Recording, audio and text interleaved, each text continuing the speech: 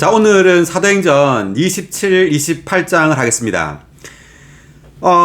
먼저 하기 전에, 우리가 성령을 추구할 때, 많은 깨달음보다 많은 적셔짐이, 더 중요하고 더 필요합니다. 아멘. 우리가 성경 공부를 하잖아요. 그럼 많은 걸 깨닫죠. 어떤 빛비춤도 받고, 또 이상도 보고, 계시도 보지만, 그러한 것보다 더 중요한 것은, 우리가 주님의 어떤 임재 안에서 적셔지는 것이 훨씬 더 중요합니다. 아멘. 우리가 본 계시와 어떤 깨달음이 성취되기 위해서는 우리가 주님으로 적셔져야 돼요. 그래서 순간순간 주님의 이름을 부르고 또 주님의 임재 안에서 이렇게 시간을 보내면서 주님으로 적셔지는 그런 많은 시간들이 필요합니다. 아멘. 그리고 이게 하나님의 하나님의 목적은 사람이 도덕적인 사람이 되게 하는 게 아니죠. 네. 그리고 교회에서 많이 봉사하는 것도 하나의 목적이 아닙니다. 아멘. 또 뭐 소위 어떤 경건한 사람이 되는 것도 목적이 아니에요. 그럼 하나의 목적은 뭐냐 하면 부활하신 이 그리스도를 사람 안으로 역사에 넣는 겁니다. 아멘. 부활하신 그리스도라는 그 인격을 사람 안으로 분배해 넣어가지고 이 사람이 바로 그리스도의 번식, 그리스도의 확장, 또 그리스도의 재생산, 그리스도의 복사판이 되게 하는 겁니다. 아멘. 그래서 이 그리스도의 재생산이 된, 번식이 된 이 사람들이 바로 하나님의 왕국이 되는 거예요. 아멘. 네, 하나님의 왕국. 이 하나님의 왕국은 바로 그리스도의 분배를 받은, 부활하신 그리스도로 채워지고 적셔지고 그리스도를 표현하는 이들이 바로 하나님의 왕국입니다. 아멘.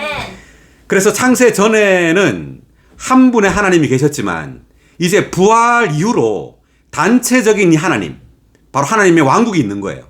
아멘. 할렐루야. 할렐루야. 아멘.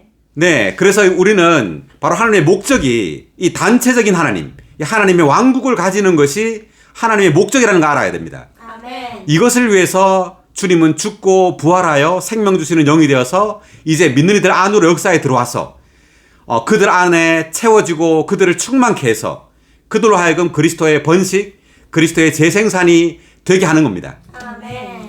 자, 그래서 바울은 계속해서 이제 사역 여행을 하면서 부활하신 그리스도를 전파하고 있는 거죠. 아멘. 오늘 이제 27장에서 바울의 마지막 사역 여행, 제 4차 사역 여행을 시작합니다. 이제 가이사라에 지금 바울이 머물고 있는데 이제 가이사라에서 로마로 이제 항해합니다. 이것이 바울의 마지막 사역 여행, 제 4차 사역 여행입니다. 자, 27장 1절. 우리가 배를 타고 이탈리아로 가는 것이 결정되었을 때 그들은 바울과 다른 죄수 몇 사람을 아우구스투스 근위대의 백부장 율리오라는 사람에게 넘겨주었다. 이탈리아가 이탈리아의 수도가 로마죠. 그래서 이탈리아로 이제 바울과 여기 우리라고 표현했는데 이제 우리는 누가를 포함하는 겁니다. 이 글을 쓴 누가. 그래서 누가와 함께 죄수들과 함께 여기 아우구스투스라고 되어 있는데 이 로마 황제입니다. 아우구스투스의 근위대라는 것은 군대를 말하고요. 백부장 율리오라는 사람이 이제 이 죄수들을 이끌고 이탈리아로 갑니다. 2절. 우리는 아시아 해안을 따라 여러 곳으로 항해하려는 아드라무테노 배에 올라 출항하였는데 데살로니가에서 온 마케도니아 사람 아리스다고가 우리와 함께 있었다. 누구가 함께 있었다고요? 아리스다고. 아리스다고입니다. 아리스다고에 대해서 우리가 볼 필요가 있는데, 자, 이 사람이 이제 여러 군데 나오는데 한번 보겠습니다. 사도행전 19장 29절.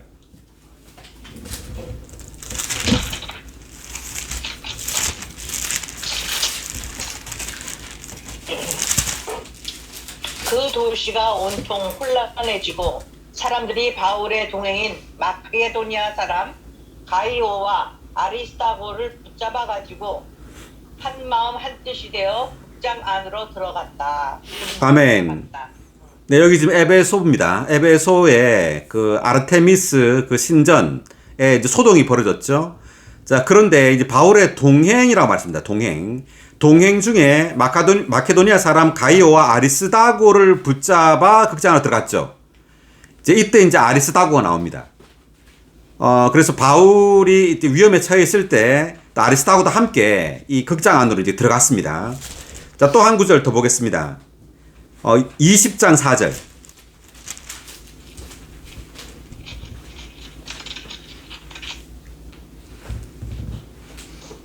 바울과 아시아까지 동행한 사람들은 베레아 사람 부로의 아들 소바더, 데살로니아 사람 아리스다고와 세군도, 더베 사람 가이오, 디모데, 아시아 사람 두기고와 드로비모였다.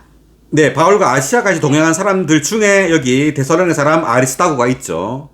그래서 아리스다고가 바울과 계속 같이 다니고 있는 걸 보게 됩니다. 또 한 구절 더, 골로새서 4장 10절.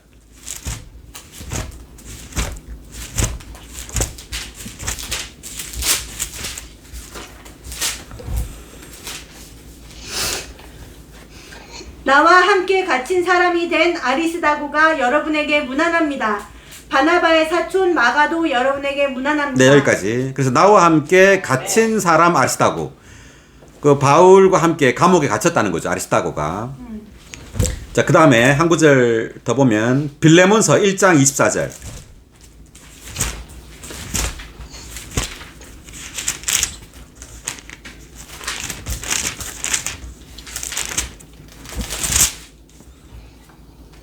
자, 같이 읽읍시다. 나의 동력자들인 마가와 아리스다고와 데마와 누가도 그대에게 문안합니다.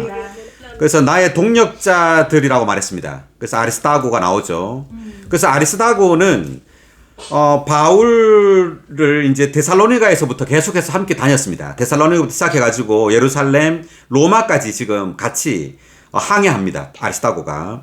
그래서 아리스다고는 형제이자 뭐 동력자이자 함께 감옥에 갇힌 그런 동료이자 그런 사람이었습니다. 그래서 바울은 이 아리스다고와 같은 사람이 있었기 때문에 외롭지 않았던 거죠.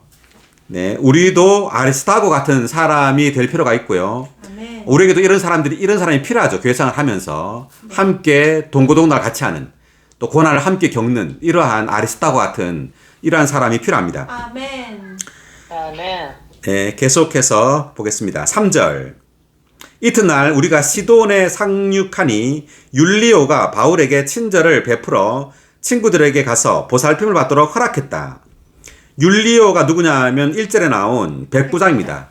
로마 군대의 백부장이죠. 근데 로마 군대의 백부장인 이 율리오가 바울에게 친절을 베풀었다고 말합니다. 그래서 주님은 주권적으로 이렇게 바울을 돕는 사람들을 이렇게 예비하시는 겁니다. 우리도 그리스도인의 생활을 할 때 주님을 믿지 않지만 우리를 돕는 사람들이 있어요. 아멘. 네, 주님의 어떤 안배와 어떤 긍휼로 이런 사람들을 우리에게 이렇게 붙여줘가지고 우리로 하여금 그리스도인한테 여정을 갈 때 그 목적지에 잘 도달할 수 있도록 주님은 이런 사람들을 예비해 주시는 겁니다. 아멘.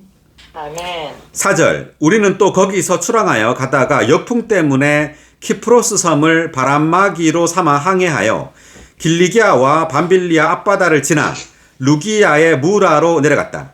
거기서 백부장이 이탈리아로 가는 알렉산드리아 배를 발견하고 우리를 그 배에 태웠다. 그 2절에 보면은 그 배가 있었는데 2절에서 탄 배는 아드라무테노 배입니다. 근데 6절에서는 배를 갈아타요. 그 이탈리아로 가는 알렉산드리아 배를 갈아탑니다. 그 알렉산드리아 배는 뭐냐면 이집트에 있는 그 배예요. 이집트에서 온 배인데 그 이집트에서 어떤 밀이나 또 곡물을 싣고 지금 로마로 가는 겁니다. 이탈리아로. 근데 그러니까 곡물 수송선이라고 하더라고요. 이제 이 배를 타고 이제 가는 겁니다. 자, 계속. 그래서 아주 큰 배입니다. 7절. 우리가 여러 날 동안 느리게 항해하여 가까스로 니도 앞바다에 이르렀을 때 바람 때문에 더 나아가지 못하고 크레타 섬을 따라 바람이 불어가는 쪽으로 항해하였다. 그래서 살몬의 앞바다를 지나 간신히 해안을 따라가다가 라세아시에서 가까운 아름다운 항구라는 곳에 도착하였다.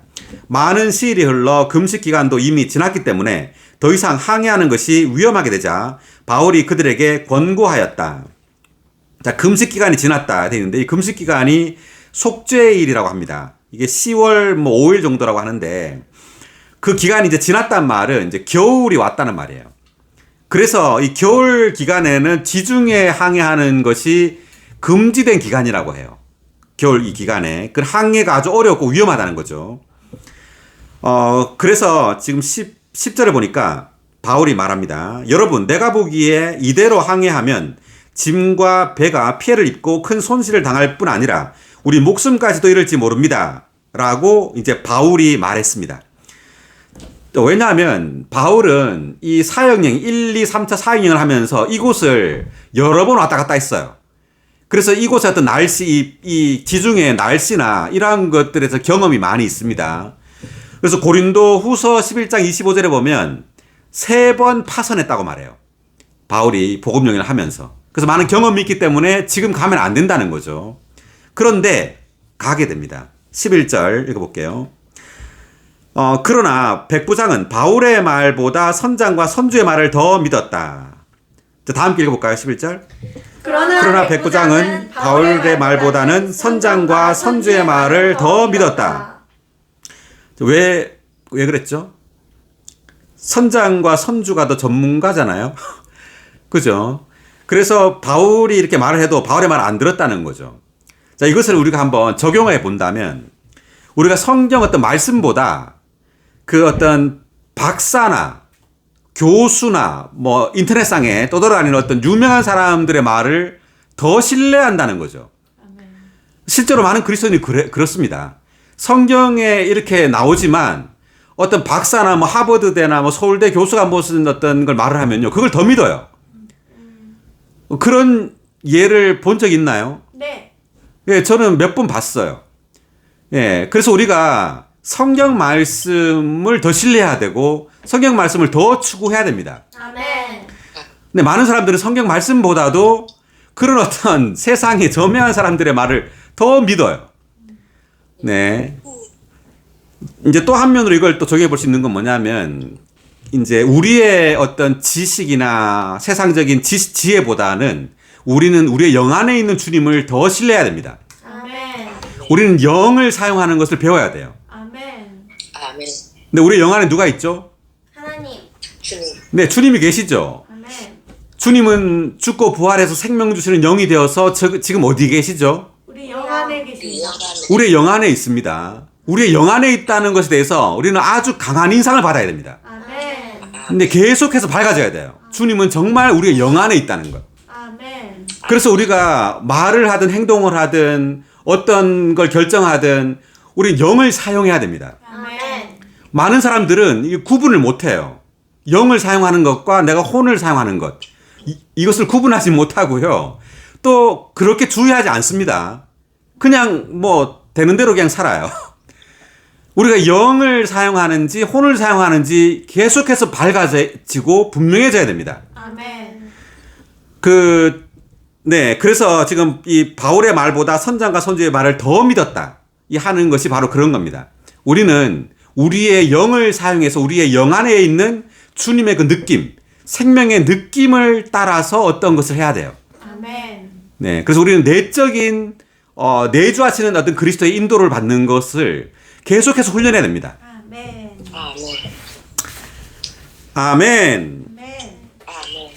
네, 12절. 그리고 그 항구는 겨울을 나기에 적합하지 못했기 때문에 대부분의 사람들은 거기서 출항하여 어떻게 해서든지 베닉스에 가서 겨울을 나자고 주장하였다. 베닉스는 크레타 섬의 항구이며 북동쪽과 남동쪽을 바라보는 곳이었다. 근데 결국은 이제 아름다운 항구라는 곳에서 겨울을 나기가 적합하지 못하기 때문에 그 베닉스라는 그 곳으로 이제 가야 된다고 이제 결정을 한 겁니다. 바울은 가지 말자 그랬는데. 13절. 남풍이 순하게 불자 그들은 자기들의 목적대로 되었다고 생각하여 닻을 올리고 크레타 해안을 따라 항해하였는데, 그래서 남풍이 이제 순하게 불었잖아요. 그래서 날씨가 이제 좋네, 이제 떠나도 되겠다 해서 떠난 겁니다. 14절. 얼마 안 돼요. 섬에서부터 유라굴로라는 폭풍이 몰아쳤다. 자, 뭐가 몰아쳤다고요? 유라굴로라는 폭풍. 네, 유라굴로라는 폭풍이 이제 그 얼마 안 돼가지고 폭풍이 몰아친 겁니다. 15절. 그래서 배가 폭풍에 휩쓸리고 바람을 당해내지 못하게 돼요. 우리는 바람이 부는 대로 밀려갔다. 그래서 운전하는 대로 안 가고 폭풍이 너무 세기 때문에 바람이 부는 대로 이제 배가 떠내려가는 겁니다. 16절. 그래서 가우다라는 작은 섬 아래쪽으로 급히 떠내려가다가 우리는 간신히 고룻배를 다룰 수가 있었다. 자, 고룻배라는 것은 이제 작은 배죠. 지금 바울이 타고 있는 배는 아주 큰 배입니다. 이제 큰 배에는 거룻배들이 있죠. 작은 배들이. 아멘. 17절. 그들이 거룻배는 갑판에 끌어올리고 선체는 밧줄로 동여맸다. 그리고 그들은 스르디스라는 모래톱에 걸리진 않을까 염려가 되어 돛을 내리니 그대로 떠밀려 갔다. 모래톱이라는 것은 이제 모래나 이제 진흙이 쌓인 곳이에요. 네, 그래서 이제 볼로 이제 튀어나왔겠죠, 바다에서. 그래서 거기에 배가 가다가 걸리면은 배가 이제 뒤집히는 겁니다. 자, 18절. 우리가 폭풍에 몹시 시달리게 되자 이튿날 그들은 짐을 바다에 내던지기 시작했으며 3일째 되는 날에는 자기들의 손으로 배의 장비까지 내버렸다. 그래서 3일 동안 계속 폭풍이 몰아친 겁니다. 자, 20절. 여러 날 동안 해도 별들도 보이지 않고 거센 바람이 계속 몰아치자 그때부터 우리가 구조되리라는 소망이 완전히 사라져 버렸다. 그래서 계속 폭풍에 이제 시달리고 거센 바람이 계속 몰아치니까 아, 이제 죽겠구나 이런 생각이 든 겁니다. 아멘. 21절. 그들이 오랫동안 음식을 먹지 못하고 있을 때 바울이 그들 가운데 서서 말하였다. 여러분, 내 말을 듣고 크레타 섬을 떠나지 않았더라면 이와 같은 폐와 손실을 당하지 않았을 것입니다. 이제 또 내가 여러분에 권합니다. 기운을 내십시오. 여러분 가운데 한 사람도 목숨을 잃지 않을 것이고 배만 잃을 것입니다. 자, 이렇게 말했습니다. 네, 각주를 한번 읽어보고 넘어가겠습니다. 21의 2번 각주. 내 말을 듣고 할 때 2번 각주. 바울은 비록 결박당한 죄수였지만 그의 행동은 매우 뛰어난 위엄을 나타냈다. 누가의 기술은 이 땅에서의 주님의 움직임을 설명한 것으로서 교리를 강조하지 않고 주님의 증인들이 지닌 증거를 강조한다. 그러므로 그의 기술에는 상세한 교리가 없고 오히려 증인들의 생활의 증거들을 묘사하기 위하여 그들에게 일어났던 사건들을 자세히 기록하고 있다. 특히 사도행전의 마지막 2장에 있는 바울의 항해의 기록이 그러하다. 네, 사도행전 이제 27, 28장에서 이제 항해의 기록을 하면서 바울이라는 그 사람이 바로 예수 그리스도의 복사판으로서 행하고 있는 그 장면을 이제 볼 수 있다는 건데, 바울의 행동은 매우 우월한 위험을 가지고 있다는 거죠. 지금 이제 대다수의 사람들이 소망을 완전히 잃어버렸는데 바울은 이들에게 이제 기운을 내라고 말하고 있습니다. 그래서 우리도 어떤 외적으로 어떤 어려운 환경이 있고 힘든 그런 시기가 있을 때 우리는 기운을 내야 됩니다. 아멘. 함께 이제 좌절해가지고 아예 소망을 잃어버리고 낙심하지 말고 우리 만약 가족이라면 이제 가족들한테 걱정하지 말라고. 네, 우리 주님을 믿으면 된다고. 네, 우리 함께 기도하고 우리 용기를 내야 된다. 이제 이렇게 말하는 그런 이기는 자가 가정에 있어야 됩니다. 아멘. 아멘. 네, 가정에 이기는 자가 있어야 되고 교회도 이기는 자가 있어야 되죠. 아멘. 네, 이 사회에도 반드시 이기는 자가 있어야 돼요. 아멘. 만약 이기는 자가 없다면 가정도 안전하지 못하고 네, 평안이 없을 거예요, 가정에. 그리고 교회도 마찬가지입니다. 네, 그래서 우리는 반드시 교회는 이기는 자가 필요하고 가정에도 이기는 자가 필요해요. 아멘. 아멘. 자, 23절. 내가 속해 있고 또 내가 섬기는 하나님, 그분의 천사가 바로 이 밤에 내 곁에 서서 말하였습니다.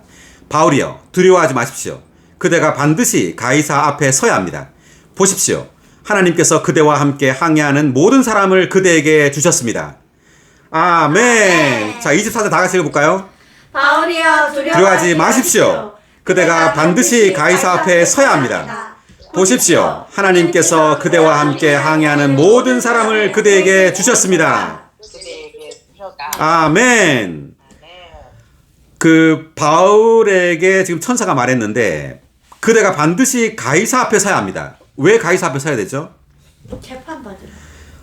네, 재판을 받으러 서야 되지만 로마에서 복음을 전하기 위해서 로마로 가야 한단 말입니다. 아멘.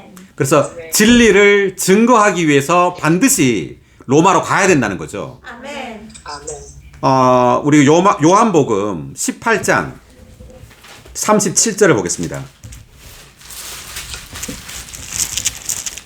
그러자 빌라도가 예수님께 그렇다면 그대가 왕이란 말이요? 라고 하니 예수님께서 대답하셨다. 내가 왕이라고 총독께서 말씀하고 계십니다. 나는 진리에 대하여 증언하기 위해 태어났고 또한 그것을 위해 세상에 왔습니다. 누구든지 진리에 속한 사람은 내 음성을 듣습니다. 아멘. 아멘. 자, 나는부터 다 같이 읽어볼까요? 나는 진리에 대하여 증언하기 위해 태어났고 또한 그것을 위해 세상에 왔습니다. 누구든지 진리에 속한 사람은 내 음성을 듣습니다. 아멘. 예, 주님께서 왜 태어났다고요? 진리를 증언하기 위해. 예, 진리에 대하여 증언하기 위해 태어났다고 말했죠. 아멘. 또한 그것을 위해 세상에 왔다고 말했습니다. 아멘. 네, 우리는 왜 태어났죠? 우리도 진리를 증언하기 증언하기 위해. 위해서. 네, 주님만 진리를 증언하기 태어났나요? 아멘. 우리도 진리를 증언하기 위해 태어난 거예요. 아멘. 우리가 왜 사느냐? 진리를 증언하기 위해 사는 겁니다. 아멘. 아멘. 맞죠? 네. 맞아요. 근데 우리가 사는 목적은 진리를 증언하기 위한 겁니다. 아멘. 아멘. 그래서 38절에 보니까 빌라도가 예수님께 말하였다. 진리가 무엇이요? 라고 물었죠. 진리가 무엇이요? 진리는요, 바로 성육신된 하나님이신 예수 그리스도가 진리입니다. 아멘. 우린 성육신 되신 하나님을 전하기 위해서 태어난 거예요. 아멘. 하나님이 사람이 되었다는 것을 전해야 합니다. 아멘. 하나님이 사람이 되신 것은 사람으로 하나님 되게 하려 합니다. 아멘. 이 진리를 전해야 합니다. 아멘. 아멘. 근데 우리는 이것을 위해 태어난 겁니다. 아멘. 우리가 어디에 가든 이 진리를 증언해야 돼요. 아멘. 우리가 직장에 가든 어디 여행을 가든 우리가 만나는 사람이 있으면 그냥 인사만 하고 헤어지는 것이 아니라 이 진리를 증언해야 합니다. 아멘. 그래서 바울도 이 진리를 증언하기 위해서 지금 이제 가이사 앞에 서야 된다는 거죠. 천사가 이제 바울에게 말한 겁니다. 그리고 보니까 하나님께서 그대와 함께 항해하는 모든 사람을 그대에게 주셨습니다. 그러니까 바울과 함께 있는 사람들은 바울 때문에 다 보호를 받는 거죠. 아멘. 네, 창세기 18장 26절을 볼까요?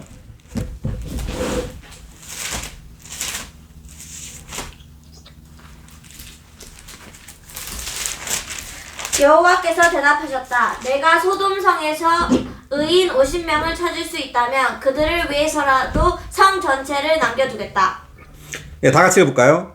여호와께서 대답하셨다. 내가 소돔성에서 의인 50명을 찾을 수 있다면 그들을 위해서라도 성 전체를 남겨두겠다. 이 소돔과 고모라입니다. 그래서 아브라함과 지금 여호와 하나님이 어떤 흥정을 하고 있는 대화죠. 여기에서 그 아브라함이 말한 겁니다. 23절에서 정말로 의인을 악인과 함께 멸망시키시겠습니까? 이렇게 하니까 뭐 50명이 있다면 뭐 멸망시키지 않겠다. 뭐 45명, 40명, 30명, 20명, 10명. 결국은 없었죠. 의인이. 그래서 소돔성은 멸망을 당한 건데 이 지금 26절을 보니까 50명이 있다면 성 전체를 살려준다는 거죠. 네, 50명 때문에 성 전체가 사는 겁니다. 자, 마찬가지로 이 바울 이 한 사람 때문에 바울과 항해한 그 모든 사람을 살려주겠다는 거죠. 아멘. 네, 그래서 우리는 교회 안에서 이기는 자가 있으면 그 교회는 축복이에요. 아멘. 아멘. 네, 그 가정에 이기는 자가 있다면 그 가정은 축복을 받는 겁니다. 아멘. 아멘. 네, 우리가 사는 그 동네에 이기는 자가 있다면 그 동네는 축복을 얻는 거예요. 아멘. 아멘. 네, 우리는 반드시 이기는 자가 돼야 됩니다. 아멘. 할렐루야! 할렐루야. 보십시오. 하나님께서 그대와 함께 항해하는 모든 사람을 그대에게 주셨습니다. 아멘. 아멘. 아멘! 아멘. 25절. 그러므로 여러분, 기운을 내십시오. 나는 하나님을 믿습니다. 나에게 말씀하신 그대로 될 것입니다. 아멘. 자, 25절 다 함께 읽어볼까요? 그러므로 여러분, 기운을 내십시오. 나는 하나님을 믿습니다. 나에게 말씀하신 그대로 될 것입니다. 아멘. 믿습니다. 네, 우리는 이렇게 말하는 사람이 필요합니다. 아멘. 아멘. 네, 우리 가정에서든 교회에서든 이렇게 말하는 사람. 여러분, 기운을 내십시오. 나는 하나님을 믿습니다.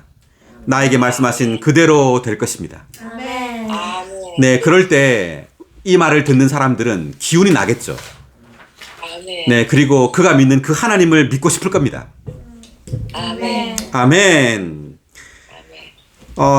그래서 일단 이제 하나님께서 이렇게 모든 사람을 이제 살려주겠다. 이렇게 함께 하는 모든 사람을 그에게 주셨다. 이렇게 말했지만 여전히 우리의 삶은 고난과 역경으로 가득하죠.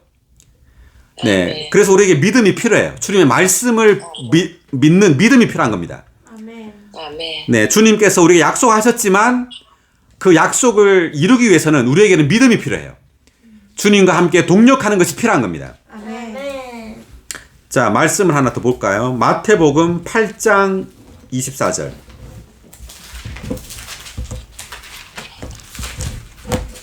보아라, 바다에 큰 풍랑이 일어나 배가 파도에 뒤덮이게 되었으나 예수님은 주무시고 계셨다. 아멘. 다 함께 읽어볼까요? 보아라, 바다에 큰 풍랑이 일어나 배가 파도에 뒤덮이게 되었으나 예수님은 주무시고 계셨다. 예수님은 뭐하고 계셨죠? 주무시고 계셨다. 주무시고 계셨다. 파도 치는 걸 몰랐나요? 아셨어요. 네, 그러니까 이 배가 파도에 뒤덮인다는 말은 우리의 어떤 인생의 고난과 어려움과 어떤 역경입니다. 그러한 역경 가운데 주님은 주무시고 계셨다. 안식하고 있단 말이에요. 이 말은 우리가 주님과 함께 주님을 믿고 안식해야 한다는 것을 의미합니다. 아멘. 외적으로는 많은 고난과 환경이 있어요. 그렇지만 우리는 주님을 믿고 주님과 함께 주님과 같은 배에 있잖아요, 지금. 그래서 같은 배에 있기 때문에 우리는 주님을 믿고 안식해야 한다는 거죠. 할렐루야. 주님은 주무시고 계셨다. 아멘. 할렐루야. 네, 또 한 구절 더 보면 14장, 마태복음 14장 24, 25. 한편 배는 이미 바다 한가운데 있어 거슬러 부는 바람 때문에 파도에 시달리고 있었는데 밤 네 번째 파수 시간에 예수님께서 바다 위를 걸으셔서 제자들에게 오시니. 아멘. 네, 24, 25 다 함께 읽어볼까요? 한편 배는 이미 바다 가운데 있어 거슬러 부는 바람 때문에 파도에 시달리고 있었는데 밤 네 번째 파수 시간에 예수님께서 바다 위를 걸으셔서 제자들에게 오시니. 아멘. 네, 지금 이 상황은 주님께서 배 위에서 주무시고 계신 게 아니라 이제 바다 위를 걸으셨죠. 네, 이 바다를 걸었단 말은 주님께서 모든 환경과 어려움을 다스리고 있단 말이에요. 아멘. 네, 우리는 이것을 믿어야 됩니다. 주님께서 나에게 닥치는 모든 환경과 어려움과 그 고난을 밟고 있다는 것. 아멘. 예, 다스리고 있다는 것을 우리는 봐야 됩니다. 아멘. 네, 그럴 때 우리는 주님을 믿고 주님과 함께 이 바다를 걸어야죠. 아멘. 이 환경을 우리도 다스려야 합니다. 아멘. 그래서 이제 베드로한테 오라 그랬죠. 그래서 베드로도 물 위를 걸었습니다. 29절 읽어볼까요? 예수님께서 오십시오라고 하셨다. 베드로가 배에서 내려 물 위를 걸어 예수님께로 갔으나 네, 30절. 거센 바람을 보고 두려워하여 물에 빠져 들어가자 소리 지르며 주님 나를 구원하여 주십시오라고 하였다. 네. 처음에는 베드로가 걸었어요. 처음에는 걸었는데 주님의 말씀을 믿고 걸었는데 이제 환경을 보니까 막 바람이 불고 막 거센 바람을 보니까 두려운 거죠. 두려우니까 물에 빠진 겁니다. 그래서 우리는 환경을 보지 말고 누굴 봐야 된다고요? 예수님. 네, 예수 그리스도. 네, 우리 말씀을 믿고 의지해야 됩니다. 아멘. 아멘. 네, 32절을 읽어보니까 함께 배에 오르시니 바람이 그쳤다. 이렇게 돼 있죠. 아멘. 할렐루야. 아멘. 네, 그래서 31번 각자 한번 읽어봅시다. 베드로는 주님의 말씀을 믿음으로 배에서 내려 물 위를 걸어갔다. 그러나 거센 바람을 보자 그의 믿음이 사라졌다. 그는 환경을 바라보지 말고 즉 보이는 것을 따르지 말고 오직 주님의 말씀을 믿음으로 걸어갔어야 했다. 우리는 주님을 따를 때 믿음으로 행하고 보이는 것으로 행하지 말아야 한다. 아멘. 우리는 주님을 따를 때 믿음으로 행하고 보이는 것으로 행하지 말아야 한다. 아멘. 우리가 영을 사용한다는 것은 보이는 물질적인 영역에 살지 않는다는 거죠. 아멘. 그러니까 보이는 것을 따라 살지 않는다는 거예요. 우린 영 안에 있을 때 보이지 않는 주님을 따라서 행해야 되는 거죠. 아멘. 네, 그래서 우리는 반드시 영을 사용하고 영 안에 있는 것이 습관이 돼야 됩니다. 습관이. 그렇지 않으면 우리는 세상 사람들처럼 똑같은 것들을 염려하고 그 똑같은 것들을 추구하게 돼요, 그냥. 아멘. 네, 그래서 우리는 항상 영을 사용해야 됩니다. 아멘. 네, 다만 어떤 깨달음으로 만족하지 말고 우리는 주님으로 어떤 적셔지고 영 안에서 계속 주님의 이름을 부르고 네, 영을 따라 행하는 것을 계속 훈련해야 합니다. 아멘. 자, 그다음 다시 돌아와서 이제 고린도후서 4장 17절 한 번 더 보겠습니다.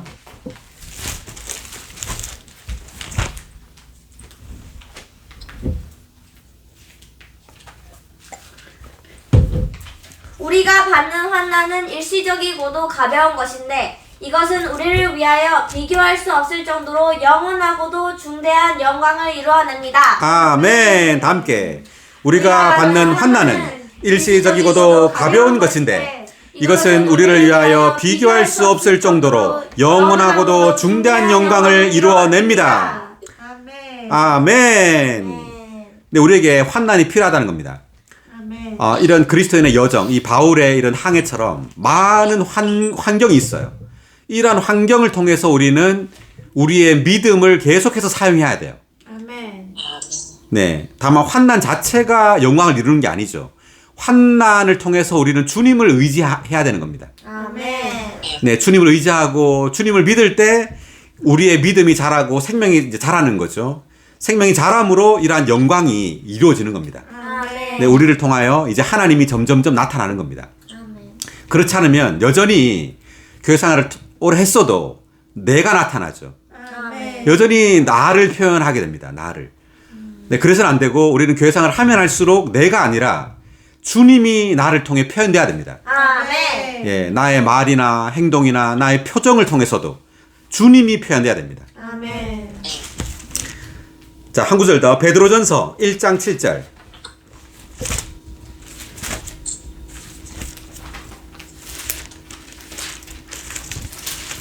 여러분의 믿음의 시련은 불로 단련해도 없어지고 많은 금을 단련하는 것보다 훨씬 더 보배로워서 예수 그리스도께서 나타나실 때에 칭찬과 영광과 존귀를 얻게 합니다. 아멘. 다 같이 다시 한번.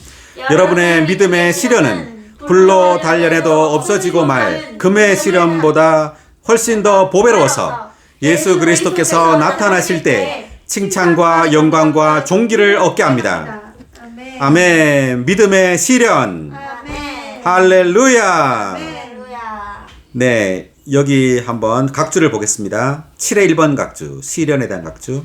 즉 인정받기 위한 시험, 칭찬을 받게 되는 것은 믿음 자체가 아니라 믿음의 시험, 곧 믿음의 시련이다. 이것은 학생들이 공부한 것에 대하여 학교에서 시험 보는 것과 같다. 학생은 공부 그 자체로 인정받는 것이 아니라 시험을 통해서 인정받는다. 물론 믿음을 인정받기 위해서는 합당한 믿음이 있어야 한다.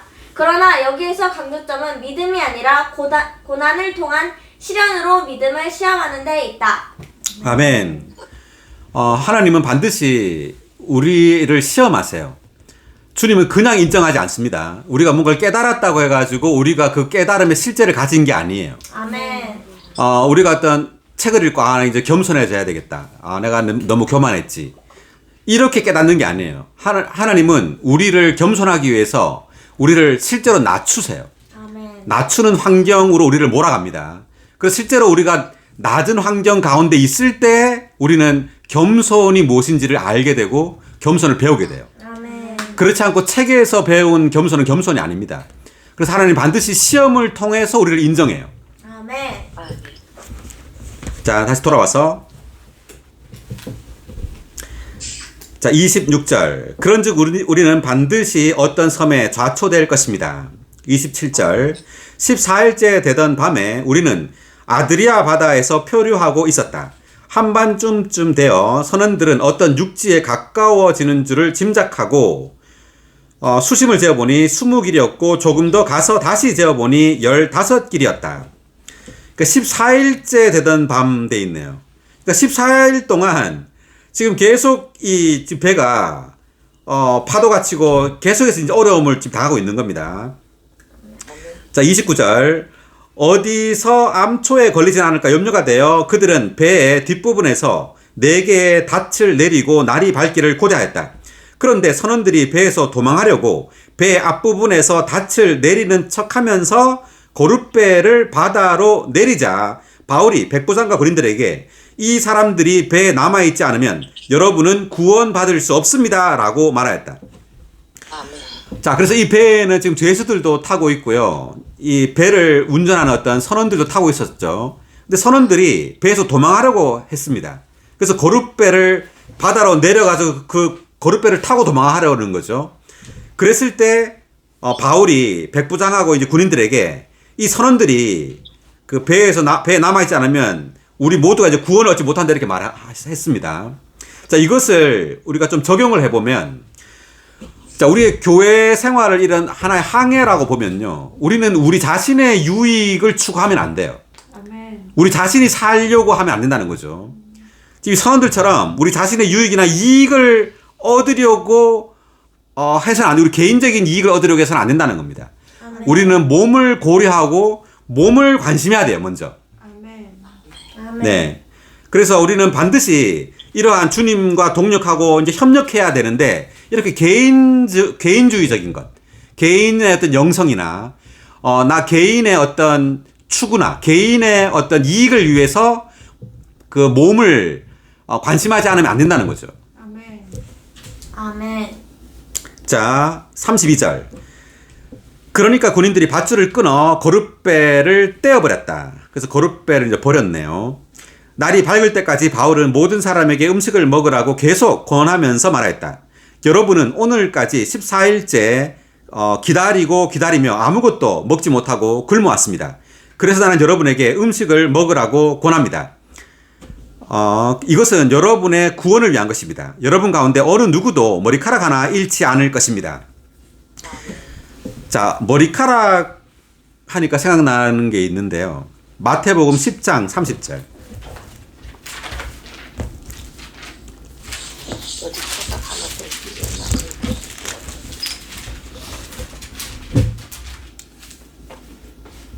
아버지는 여러분의 머리카락까지도 그 수를 다 세어놓으셨습니다. 예, 다 함께. 아버지는 여러분의 머리카락까지도 그 수를 다 세어 놓으셨습니다. 예, 그 수를 세어놨단 말은 번호를 다 매겨놨다 이런 뜻이에요.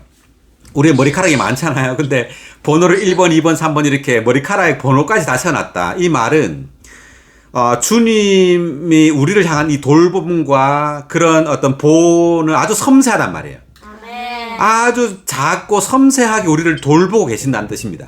아멘. 네. 자, 그래서 여기 머리카락까지도 하나도 잃지 않을 것입니다. 그래 있죠. 다음 35절. 바울이 이 말을 한 후 떡을 가져다가 모든 사람 앞에서 하나님께 감사를 드리고 떼어서 먹기 시작하니 모두 용기를 얻어 음식을 먹었다. 사람들이 바울의 말을 듣고 이렇게 음식을 먹었다는 말은 이 살 소망이 다 끊어져서 이제 먹고 싶은 생각도 없다는 거예요. 그래서 바울 때문에 용기를 얻어가지고 이제 음식을 먹은 겁니다. 아멘. 그래서 우리가 바울과 같은 이러한 사람이 되어야 됩니다. 이러한 이기는 자가 반드시 교회 안에, 가정 안에 있어야 됩니다.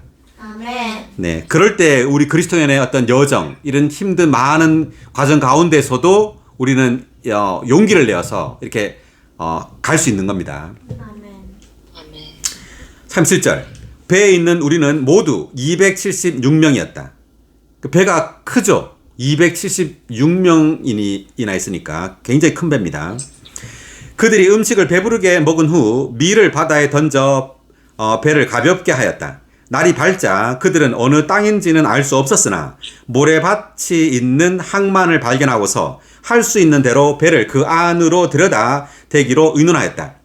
그래서 닻을 끊어 바다에 버리고 동시에 키를 묶었던 밧줄을 늦추고 앞 돛을 올려서 바람을 타고 해안을 향하여 나갔다. 그러나 배가 두 물살이 겹치는 곳에 끼어들어 모래톱에 걸려서 좌초하니 배 앞부분은 박혀 움직이지 않고 배의 뒷부분은 사나운 파도에 부서지기 시작했다. 네, 모래톱에 걸렸습니다. 배가. 그래서 이제 앞부분이 박히고 이제 뒷부분은 파도 때문에 막 부서진 거예요, 배가.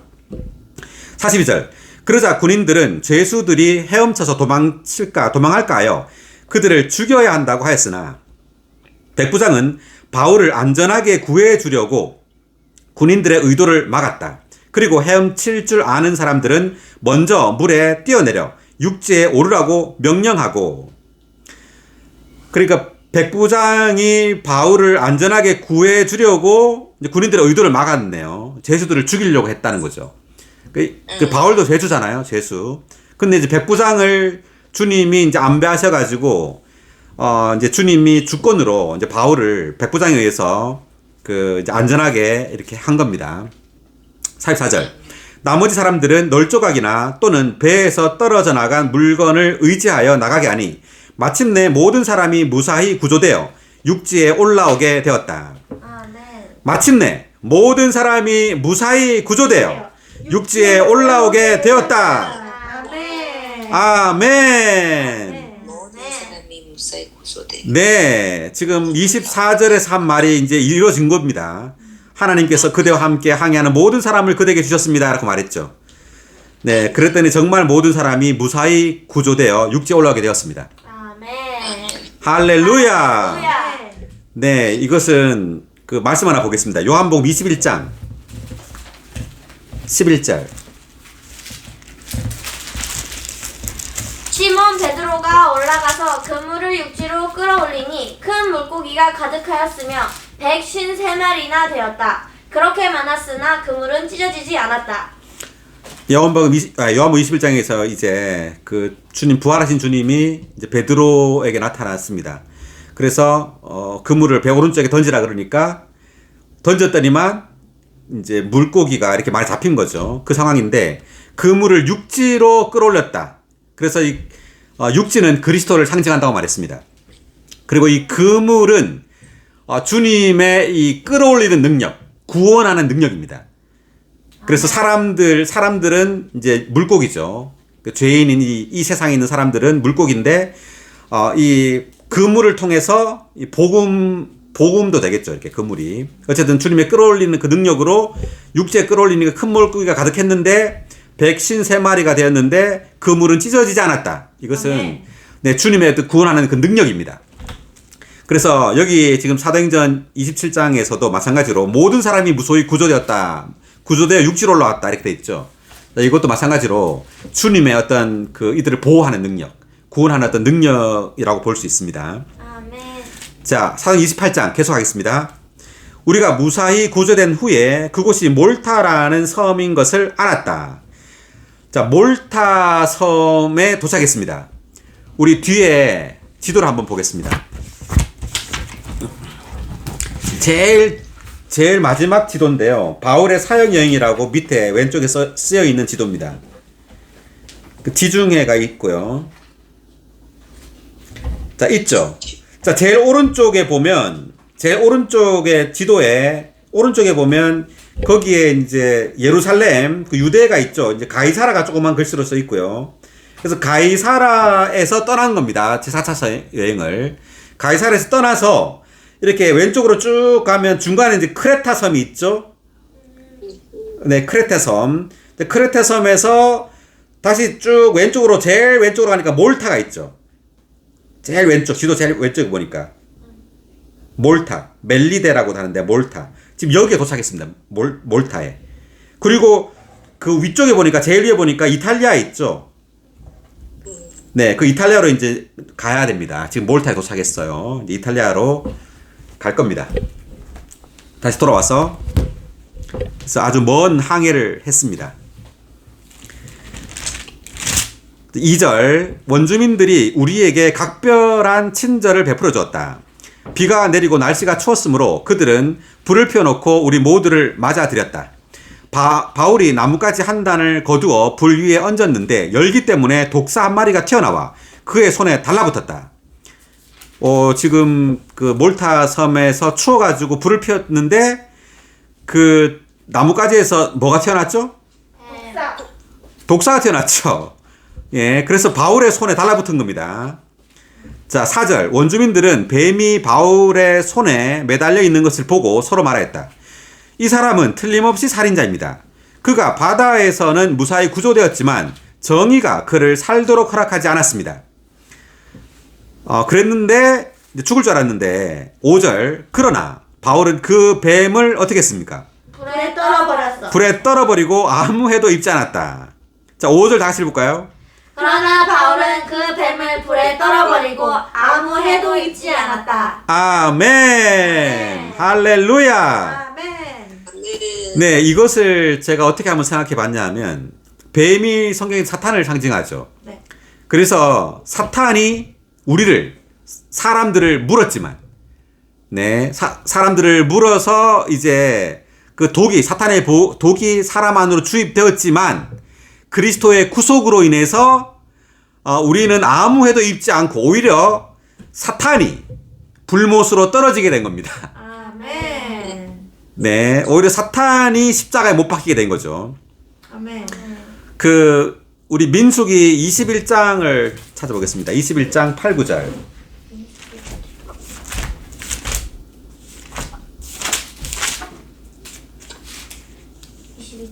자, 21장 8, 9절. 다 같이. 여호와께서 모세에게 말씀하셨다. 너는 불뱀을 만들어 장대 위에 달아 놓아라. 누구든지 뱀에 물린 사람은 그것을 쳐다보면 살 것이다. 모세가 놋뱀을 만들어 그것을 장대 위에 달았다. 뱀에게 물린 사람마다 놋뱀을 쳐다보면 살아났다. 아멘. 아멘. 네, 이스라엘 백성들은 광야에서 이제 불뱀에 물렸습니다. 그랬더니 그 모세가 여호와께 이제 기도를 했는데 주님이 하는 말이 그 장대 위에 놋으로 뱀을 만들으라는 거죠. 놋으로 뱀을 만들어 장대 위에 달라는 겁니다. 그럴 때 뱀에 물린 사람들이 이 놋뱀을 쳐다보면 산다는 겁니다. 아멘. 그래서 이 놋뱀은 바로 십자가에서 하나님의 심판을 받으신 그리스도입니다. 아멘. 놋은 심판을 상징하고 이 뱀은 사탄을 상징하는데 요한복음 3장 14절에서 주 예수님이 바로 놋뱀으로 묘사되어 있죠. 주님은 뱀으로서 십자가에 달린 거예요. 육체 안에서 뱀의 모양으로 십자가에 달린 겁니다. 그래서 하나님의 심판을 우리 대신 받았습니다.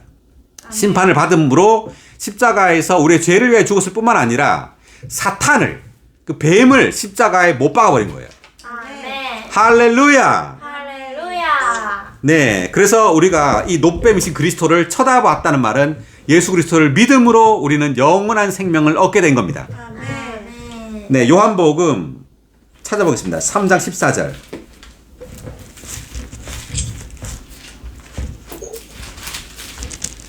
모세가 광야에서 뱀을 들어올린 것 같이 사람의 아들도 반드시 들려 올려져야 합니다. 아멘. 아멘. 네, 모세가 광야에서 이 놋뱀을 들어올린 것 같이 사람의 아들도 놋뱀으로서 반드시 십자가에 들려 올려져야 합니다. 아멘. 네, 이것은 그분을 믿는 사람마다 영원한 생명을 얻도록 하라는 것입니다. 아멘. 16절 다 같이. 하나님께서 세상을 이처럼 사랑하시어 독생자를 주셨습니다.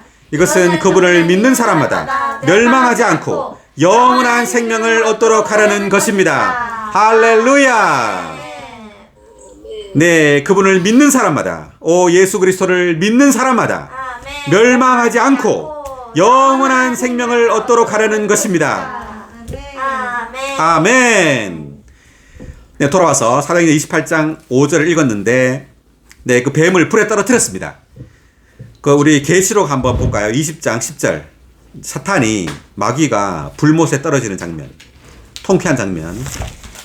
그들을 미혹시키던 마귀는 불과 유황의 못에 던져졌는데 거기에는 짐승과 거짓 신원자도 있습니다. 그들은 영원히 밤낮으로 고통을 받을 것입니다. 아멘. 다시.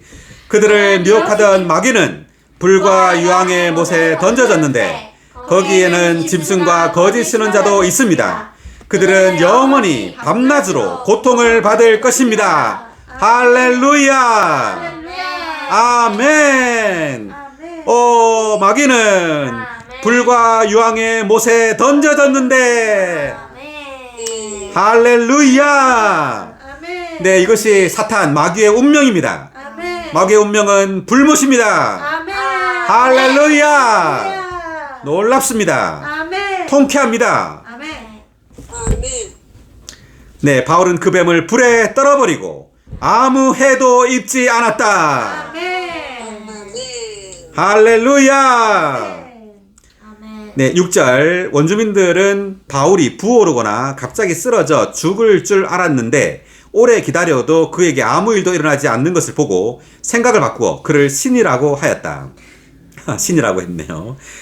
자, 여기 6절의 1번 각자 한번 읽어볼까요? 사도는 호기심 많은 원주민들이 믿었던 미신적인 신이 아니었다.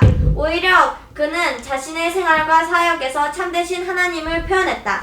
참되신 하나님은 예수 그리스도 안에서 육체가 되시고 인생을 사시고 십자가에 못 박히심과 부활을 거치시고 모든 것을 포함하신 영으로서 바울 안에서 바울을 통해 살고 계셨다. 아멘. 모든 것을 포함하신 영으로서 아멘. 바울 안에서 바울을 통해 살고 계셨다. 아멘. 네, 7절. 그 근처에 그 섬의 추장인 보블리오라는 사람의 땅이 있었다. 그가 우리를 영접하여 3일 동안 친절히 대접하였다. 그때 보블리오의 아버지가 열병과 이질에 걸려 누워 있었는데 바울이 그가 있는 곳에 들어가서 기도하고 그에게 안수하여 고쳐주었다. 그 보블리오 아버지를 고쳐줬네요. 9절. 이런 일이 있자 그 섬에 있는 다른 병든 사람들도 그에게 와서 낫게 되었다. 네, 바울이 이 사람들, 그 몰타에 있는 사람들을 많이 이제 고쳐줬습니다. 자, 9의 1번 각주도 읽고 지나가겠습니다. 주님은 사도를 폭풍이 이는 바다 위에서 함께 항해하는 사람들의 주인으로만 아니라 생명의 보증인과 위로자로 삼으셨다. 더 나아가 이제 평온한 육지에서 주님은 그를 미신적인 사람들 눈에 신기한 매력을 지닌 사람으로만 아니라 그들의 치료자와 기쁨이 되게 하셨다. 네, 그러니까 바울은 그 폭풍이 이는 그 사람들에게 어떤 주인만이 아니라 생명의 보증인과 위로자가 된 거죠. 그리고 또 여기 몰타섬에서는 치료자와 어떤 기쁨이 되었습니다. 바울은 계속 사도가 오랫동안 감금된 채 순탄하지 않은 항해를 계속하는 동안 주님은 사도를 그분의 초월 안에 있게 하시고 염려가 없는 삶을 살 수 있게 하셨다. 가장 뛰어난 신성한 속성들을 표현하는 최고 수준의 인간 미덕을 지닌 이러한 삶은 완전히 위험 있는 삶이었으며 수년 전에 주님 자신이 이 땅에서 사셨던 삶과 닮은 삶이었다. 네, 그러니까 염려가 없는 삶을 살게 하는 것은 외적으로 염려가 없는 게 아니죠. 여기 보니까 순탄하지 않은 항해입니다. 아주 많은 파도와 어떤 많은 죽을 어떤 그런 고비들, 이러한 항해 가운데서도 염려를 하지 않았다는 거지 생활 자체가 염려가 없는 게 아닙니다. 그래서 우리 그리스도인의 삶도 마찬가지예요. 우리가 주님께서 우리의 어떤 위로자와 기쁨과 치료자와 그런 어떤 평안이 되시는 것은 외적인 환경을 좋게 만드는 것이 아니라 그런 환경 속에서도, 어려운 환경 속에서도 우리는 그분을 그러한 치료자와 위로자와 그런 안식으로 우리 주님을 누림으로 우리는 염려 없는 삶을 사는 겁니다. 아멘. 계속. 이것은 예수님께서 신성하게 부요해진 인성 안에서 또 다시 이 땅에 사시는 것이었다. 네, 지금 예수님께서 신성하게 부요해진 인성 안에서 또다시 바울을 통해서 이 땅에 사시는 것이었다는 거죠. 아멘. 계속. 이것은 복음서들에서 사셨던 놀랍고 탁월하고 비밀한 하나님 사람께서 그분의 많은 지체 중 한 사람을 통해 사도행전에서 계속해서 사시는 것이었다. 이 사람은 육체가 되시고 십자가에 못 박히시고 부활하시고 하나님께서 높이신 그리스도의 살아있는 증인이었다. 바울은 항해하는 동안 그리스도를 살며 확대했다. 네, 그러니까 바울은 다만 어떤 기적을 행함으로 그리스도를 산 것이 아니라 이러한 어떤 미덕, 신성한 속성들을 표현하는 최고 수준의 인간 미덕을 지닌 그런 삶을 살았습니다. 그래서 바울은 항해하는 동안 그리스도를 살며 이렇게 확대했다는 겁니다. 아멘. 그 다음. 사람들이 극진한 예우를 갖추어 즉 지대한 존경과 최고의 경의로 그와 그의 일행들을 예우한 것은 당연한 일이다. 하나님께서 보내신 대사는 마땅히 사람들에게 그러한 존경과 경의로 대우받아야 한다. 아멘. 네, 우리가 만약 하나님 사람으로서 이렇게 바울처럼 이러한 신성한 속성을 사람 어떤 인간의 미덕으로 표현하는 삶을 산다면 우리는 많은 사람들에게 이러한 대우를 받을 거예요. 네. 그렇지만 그렇지 않고 다만 어떤 종교적이거나 사람들의 어떤 대우를 막 받으려고 한다거나 자신의 어떤 교만하게 자신의 어떤 지위를 과시한다거나 이렇게 한다면 사람들은 외적으로 이 사람을 존경하는 표현을 할지 모르지만 내적으로는 그렇지 않겠죠. 네, 자 계속해서 읽겠습니다. 10절 읽겠습니다. 그들은 또한 극진한 예우를 갖춰 우리를 대하여 주었고 우리가 출항하려 할 때 우리에게 필요한 물건들을 배에 실어 주었다. 11절 석 달 후에 우리는 그 섬에서 겨울을 난 알렉산드리아 배를 타고 떠났는데 그 배에는 제우스의 쌍둥이 아들의 모양이 새겨져 있었다. 그래서 바울이 타고 왔던 그 배도 알렉산드리아 배라고 했었는데 이거 또 다른 배입니다. 이제 그 배는 다 파손됐죠. 지금 또 다른 그 배입니다. 알렉산드리아 배가 또 다른 배를 탔는데 그 배에는 제우스의 쌍둥이 아들의 모양이 새겨져 있다 그러네요. 그 다음 12절 우리는 수라구사의 배를 대고 3일 동안 머물렀다가 거기서 우회하여 레기온에 도착하였다. 하루가 지난 후 남풍이 불어왔다. 그래서 우리는 다음날 보디올에 이르러 거기서 형제들을 만나 그들의 간청으로 그들과 함께 7일 동안 머물다가 로마로 갔다. 자, 로마에 드디어 도착했습니다. 이제 바울의 4차 사행이 이제 끝난 거예요. 로마에 도착함으로. 15절. 그곳 형제들이 우리에 관한 소식을 듣고 아피온 광장과 트레이스, 타베르네라는 곳까지 우리를 맞으러 나오니 바울이 그들을 보고 하나님께 감사하며 용기를 얻었다. 아멘. 네, 그 형제들이 마중 나왔네요. 바울을. 얼마나 기뻤을까요? 이런 험난한 항해를 거쳐 로마에 도착했더니 형제들이 막 마중을 나온 겁니다. 제가 예전에 교회 생활할 때 교회 방문을 했어요. 이제 그 이 도시에서 예를 들면 대구에서 뭐 안산 교회 방문을 한다든지 이렇게 교회 방문을 하면은요 도착하잖아요. 그럼 버스에서 내릴 때 그 안산에 있는 지체들이 막 박수를 치면서 기타를 치고 찬송을 하면서 우리를 맞이해요. 막, 예, 찬송을 부르면서, 맞이하면서, 이제, 집에서 안까지 우리를 안내합니다. 그러면 그 통로에 쭉 서 있어요, 막, 지체들이. 찬송을 하면서, 막, 그리고 악수도 하고, 포옹하기도 하고, 그래서 막 너무 반갑게 맞아줍니다. 그럴 때, 야, 너무 좋아요. 날 이렇게 따뜻하게 환영해주는구나. 네, 이게 정말 교회 생활이고, 몸의 생활이구나. 아멘. 네, 그런 것을 그때 막 느끼게 됩니다. 아멘. 할렐루야! 할렐루야. 네, 우리는 지체들을 이렇게 따뜻하게 맞이해야 합니다. 아멘. 네, 우리를 맞으러 나오니 바울이 그들을 보고 하나님께 감사하며 용기를 얻었다. 이제 바울도 이제 이들을 보고는 용기를 얻은 겁니다. 자, 15절에 2번 각주 읽어볼까요? 로마에서 온 형제들의. 로마에서 온 형제들의 따스한 환영과 보디올에 있는 형제들의 사랑스러운 돌봄은 초기의 교회들과 사도들 사이에 있었던 아름다운 몸의 생활을 보여준다. 이러한 생활은 사탄이 어둡게 한 땅, 곧 사람이 거주하는 땅 위에 있는 하늘에 속한 왕국 생활의 일부였다. 겉으로 보기에는 사도가 결박당한 죄수로서 사탄이 점령한 제국의 어두운 수도의 영역 안으로 들어간 것 같다. 그러나 사실상 그는 그리스도의 권위를 가진 그리스도의 대사로서 이 땅 위에 이루어진 하나님의 왕국 안에 있는 그리스도의 교회, 곧 몸의 생활에 참여하는 또 다른 부분 안으로 들어간 것이다. 그는 사탄의 제국 안에서 종교의 박해를 받고 있는 동안에도 하나님의 왕국 안에서 교회 생활을 누리고 있었다. 이것은 그에게 위로와 격려가 되었다. 아멘. 네, 여전히 그 사탄이 점령한 제국인 그 로마, 그 이탈리아의 수도인 로마에 들어갔지만 거기에서도 여전히 형제들이 있었던 겁니다. 여전히 교회 생활이 있는 겁니다. 그래서 우리는 이 세상에 살지만 교회가 있죠. 네, 교회가 있고 여기 교회 생활 안에서 여전히 우리는 교회 생활을 누려야 합니다. 아멘. 이제 그것이 우리에게 위로와 격려가 되는 겁니다. 아멘. 할렐루야. 아멘. 네, 15의 5번 각주, 용기를 얻었다. 이된 각주. 이것은 사도가 매우 인간적이었다는 것을 가리킨다.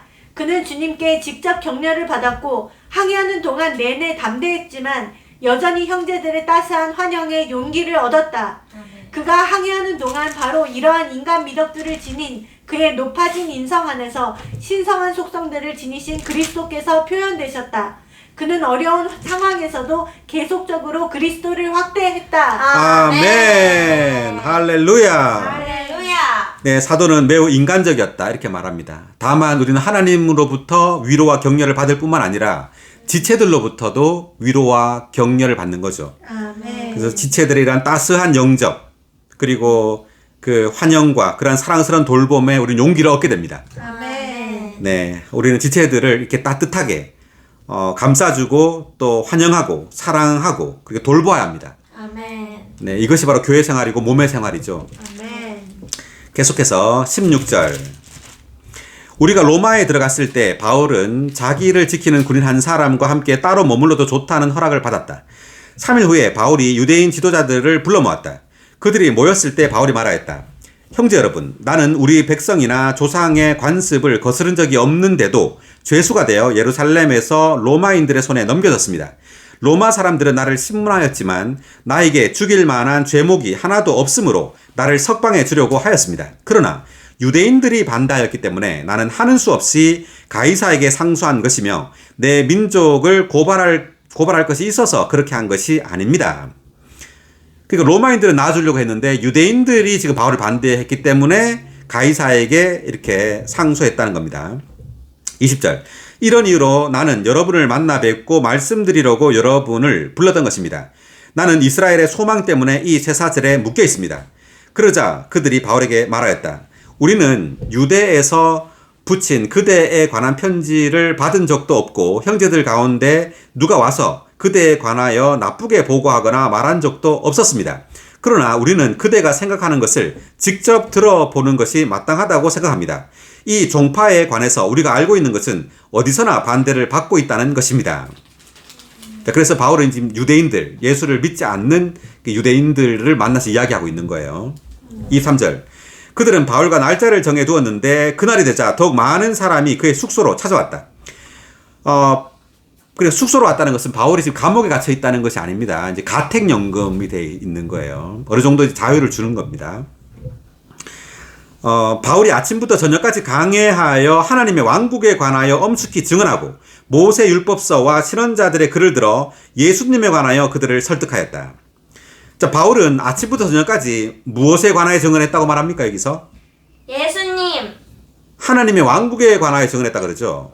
그리고 모세 율법서 신언자들의 글, 그리고 구약 성경입니다. 구약 성경을 들어서 예수님에 관하여 그들을 설득했다. 이렇게 말합니다. 그러니까 하나님의 왕국과 예수님이 지금 관련돼 있죠.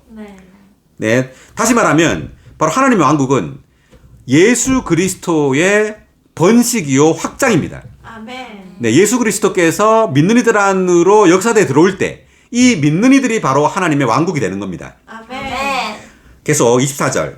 어떤 사람들은 바울의 말에 설득되었으나 어떤 사람들은 믿지 않았다. 그들이 서로 의견이 일치하지 않아서 떠나려 하자 바울이 그들에게 한마디 덧붙였다. 성령께서 신언자 이사야를 통하여 여러분의 조상들에게 잘 말씀하셨습니다. 너는 이 백성에게 가서 말하여라. 너희가 듣기는 들어도 결코 깨닫지 못할 것이고 보기는 보아도 결코 알지 못할 것이다. 이 백성의 마음이 무뎌지고 귀는 듣는데 둔하여지고 눈은 감기였는데 이것은 그들이 눈으로 보고 귀로 듣고 마음으로 깨달아 돌이키는 일이 없도록 하여 나에게서 병을 고치지 못하게 하려는 것이다. 그러므로 하나님의 이 구원이 이방인들에게 보내진 것을 여러분은 알아야 합니다. 그들도 들을 것입니다. 그러니까 이 유대인들 중에 어떤 이들은 바울의 말에 설득되었지만 어떤 이들은 믿지 않았다는 거죠. 그래서 이 믿지 않는 유대인들에게 바울이 이렇게 말한 겁니다. 네, 이 백성의 마음이 무뎌지고 이렇게 듣는데 둔화해졌다는 겁니다.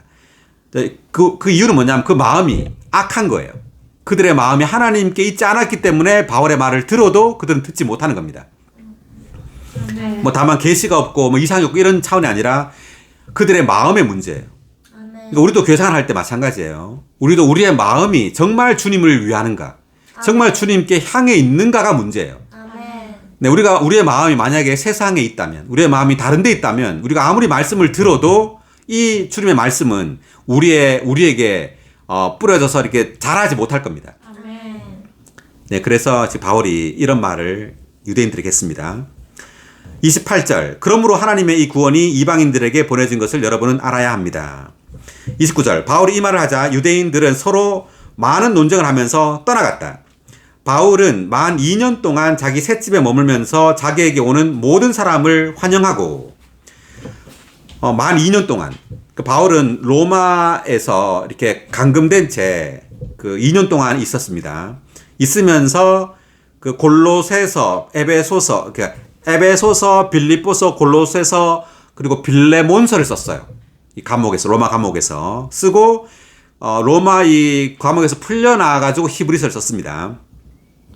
2년 동안 가택연금이 되어 있는 상태에서. 그래서 이제 이 바울은 주후 63년경에 석방이 된다고 합니다. 로마 감옥에서 석방이 되고 67년경에 다시 로마 감옥에 네로에서 그 가이사 황제 네로에서 감옥에 갇히게 되고 네로에 의해서 순교하게 됩니다. 바울은 한 67년 정도 경에 가이사 네로에 의해서.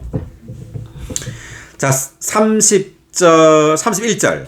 아무런 방해도 받지 않고 아주 담대하게 하나님의 왕국을 선포하며 주 예수 그리스도에 관한 것들을 가르쳤다. 자, 31절 다 함께 읽어볼까요? 아무런 방해도 받지 않고 아주 담대하게 하나님의 왕국을 선포하며 주 예수 그리스도에 관한 것들을 가르쳤다. 아멘. 그래서 이 사도행전은 하나님의 왕국에서 시작해요. 하나님 왕국을 선포하면서 시작하고요. 그리고 하나님의 왕국으로 마칩니다. 그러니까 하나님의 왕국은 무엇이냐 하면 부활하신 그리스도의 번식과 확장입니다. 아멘. 이제 사도들은 다만 예수 그리스도를 전파함으로 믿는 이들로 하여금 천당 가게 하는 게 목적이 아니에요. 반드시 예수 그리스도를 믿는 이들에게 전파해서 하나님의 왕국을 산출해야 됩니다. 아멘. 그럼 하나님의 왕국은 하나님의 표현과 통치가 있는 영역이에요. 우리는 반드시 부활하신 그리스도를 영접하고 부활하신 그리스도가 우리 안에서 자라서 우리를 통해 그리스도가 표현되고 우리를 통해 그리스도의 어떤 통치권이 우리를 통해 나타나야 됩니다. 아멘. 이것이 왕국이에요. 아멘. 네, 이것을 위해서 하나님은 사도들을 통해서 부활하신 그리스도를 전파하게 한 겁니다. 아멘. 아멘. 네, 하나님의 표현과 다스림이 충만한 영역. 이것이 바로 하나님의 왕국이요. 이것이 교회입니다. 아멘.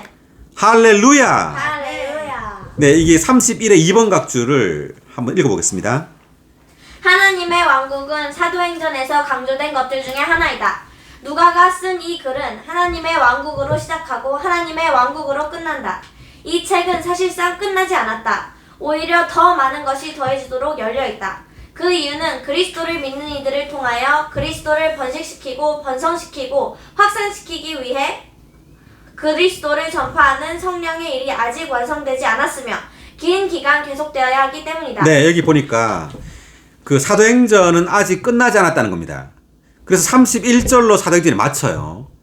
그래서 31절을 보면은 이 책이 끝난 것처럼 끝나지 않았죠. 예. 그래서 이 말은 뭐냐면은 사도행전은 지금도 계속 쓰여지고 있는 거예요. 아멘. 많은 믿는 이들이 부활하신 그리스도를 계속 전파하고 있고 그 이야기가 계속 쓰여지고 있는 겁니다. 아멘. 네, 계속 읽어보면 그리스도를 번식시키고 번성시키고 확산시키기 위한 이러한 복음 전파의 일은 하나님의 신약 경륜에 따라 하나님을 위해 많은 이들을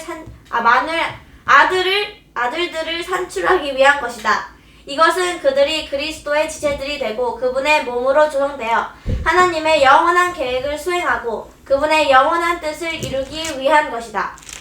이것은 이 책 뒤에 나오는 21서신서와 요한계시록에 자세하게 게시되어 있다.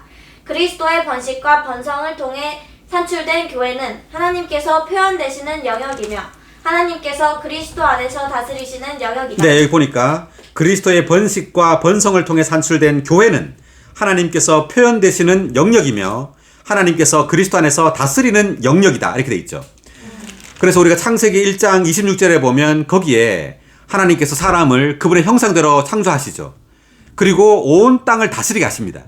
그래서 사람은 하나님의 형상이 있고 하나님의 통치권이 거기에 있어요. 그래서 하나님의 목적은 사람에게 그분의 형상이 나타나고 그분의 통치권을 사람에게 주는 겁니다. 이것이 바로 하나님의 왕국이에요. 아멘. 네, 계속. 따라서 교회는 하나님의 왕국이 된다. 하나님의 왕국은 그리스도의 번식과 번성과 더불어 하나님의 생명에서부터 자라나오고 또 하나님의 생명에서부터 확산된다. 사도행전은 그리스도의 확산에 대한 기록이며 또한 하나님의 왕국에 대한 기록이다. 왜냐하면 하나님의 왕국이 곧 그리스도의 확장이기 때문이다. 네, 하나님의 왕국이 곧 그리스도의 확장이기 때문이다. 아멘. 할렐루야. 네.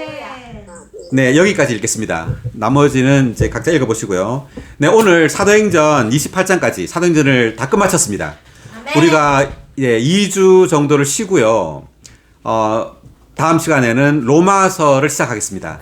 네, 수고하셨습니다. 아멘. 네. 네.